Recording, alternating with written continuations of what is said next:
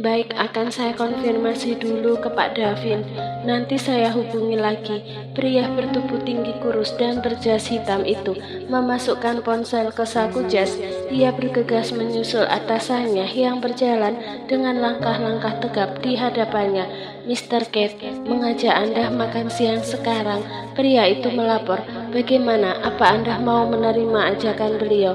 Vincent, sejak kapan kamu jadi asisten pribadiku? Davin bertanya dengan pandangan lurus ke depan. 5 tahun, Pak. 5 tahun? Kamu yakin? Vincent berpikir sejenak dan menghitung kembali berapa lama ia menjadi bawahan CU muda ini. Yakin, Pak, 5 tahun. Davin mendengus. Lalu kenapa hal sekecil itu saja kamu masih bertanya padaku? Selain arogan, Davin William juga sosok CO yang cukup menyebalkan.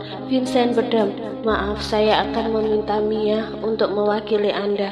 Ia membuka pintu ruangan CO dan menutupnya kembali setelah Davin masuk. Kemudian Vincent menghampiri meja sekretaris Davin. Mia, kamu dapat makan siang gratis. Dengan siapa lagi sekarang?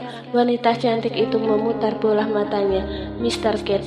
Baiklah, Mia segera menyudahi pekerjaannya dan bersiap-siap. Sebenarnya, kenapa hampir setahunan ini Pak Davin selalu menolak ajakan makan siang di luar? Menurut kamu aneh nggak sih? Vincent tersenyum samar. Itu karena Vincent masuk.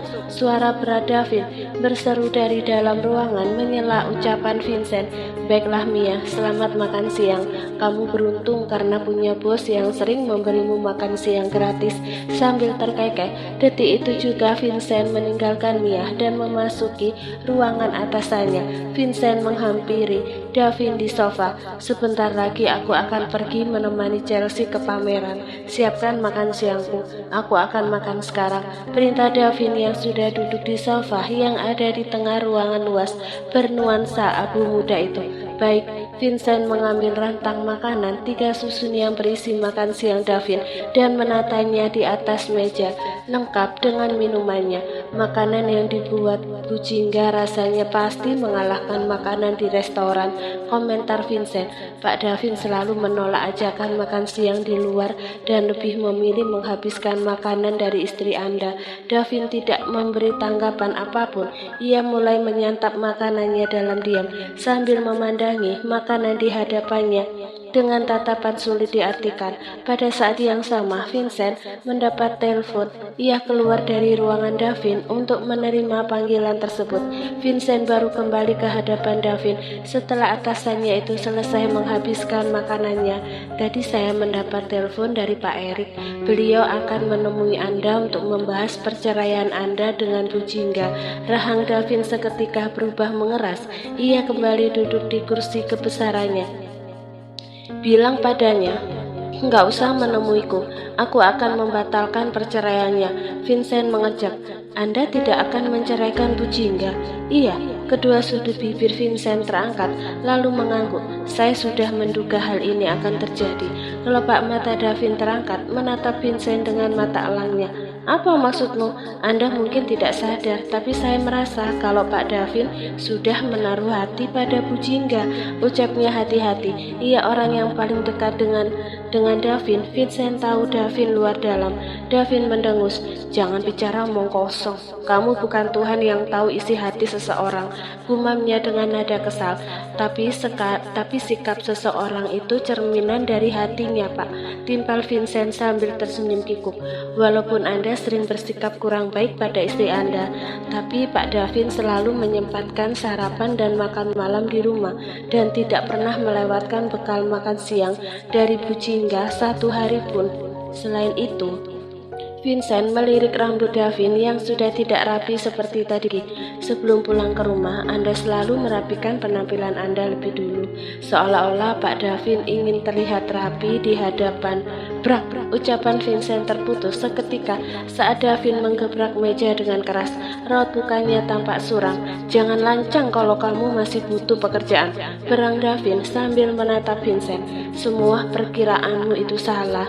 Aku nggak jadi menceraikan Jingga bukan karena aku memiliki perasaan padanya, tapi aku nggak mau perusahaan ini jatuh ke tangan Ethan.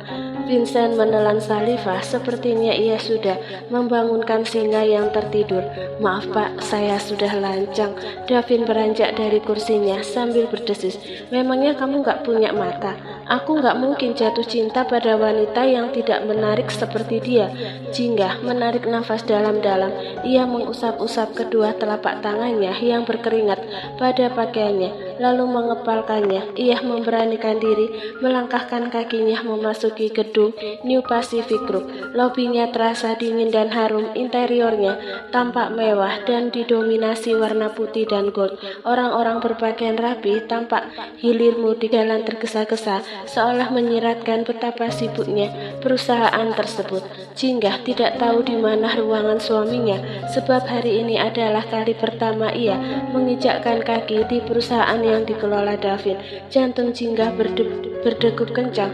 Ia menjadi pusat perhatian orang-orang, bukan karena mereka tahu ia adalah istri CEO, melainkan karena cara berjalan Jingga yang timpang dan penampilannya yang mungkin tak pantas memasuki gedung ini. Selamat siang, boleh saya tahu di mana ruangan Pak Davin William? Jingga bertanya pada resepsionis. Ia sudah mencoba menelpon Davin, tapi panggilannya sama sekali tidak diangkat. Maaf, tapi Pak Davin sedang sibuk. Mbak tidak bisa bertemu dengan beliau. Resepsionis wanita itu menatap Jingga dari atas sampai bawah. Kalau begitu, tolong telepon dia. Bilang saja istrinya sedang menunggu di sini.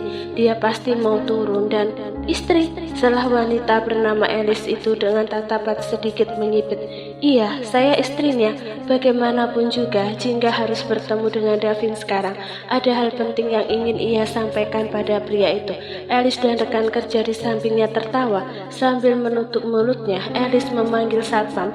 Tak lama, seorang pria berseragam hitam dan bertubuh gempal berdiri di samping Jingga dan mencekal lengannya. Mbak, silakan keluar dari sini. Sudah banyak wanita yang datang mengaku-ngaku istri Pak Davin. Kami tidak akan tertipu lagi, jelas satpam tersebut. Wajah Jingga seketika berubah pucat pasi saat lelaki itu mencekal lengannya. Ia berusaha menarik tangannya, tapi cekalan tangan sang satpam terlalu kuat. Lepas, jangan sentuh saya, pinta Jingga dengan bibir bergetar. Namun pria gempal itu tidak menghiraukan. Dia menyeret Jingga keluar, melewati beberapa orang yang berkerumun. Jingga bisa mendengar mereka berbisik-bisik membicarakan dirinya. Ngacok, ngaku-ngaku istri Pak Davin. Padahal wanita seperti dia mungkin orang terakhir yang akan Pak Davin nikahi. Dia nggak sadar diri, minimal dandan dulu kalau mau nipu. Dia pikir orang akan kasihan lihat kakinya pincang. Jingga tertegun. Ia merasa dirinya semakin kerdil dan tak berharga. Ia dipandang seperti sampah yang tak pantas untuk tinggal di planet ini. Hingga akhirnya langkah kaki satpam itu terhenti, membuat Jingga juga ikut berhenti. Saat Jingga mendongak, ia melihat sosok Davin tengah berdiri di hadapan mereka dengan wajah merah padam. Lepaskan tanganmu, desis Davin dengan tatapan tajam pada satpam. Tapi Pak, wanita ini sudah mencoba. Lepas, Davin berteriak marah, membuat para karyawannya yang ada di lobi berjengit kaget. Wajah satpam itu sedikit pucat. Ia segera melepaskan genggamannya dari lengan Jingga. Ikut aku. Davin mencekal lengan Jingga keras-keras hingga Jingga meringis menahan rasa sakit, lalu menarik Jingga menuju lift. Jingga berusaha menyeimbangkan langkah kakinya yang terseok-seok dengan langkah Davin yang lebar dan cepat. Mereka memasuki lift eksekutif. Davin menekan tombol angka 12, berdiri di samping Jingga dengan rahang mengeras penuh amarah, tanpa melepaskan cekalan tangannya pada lengan Jingga.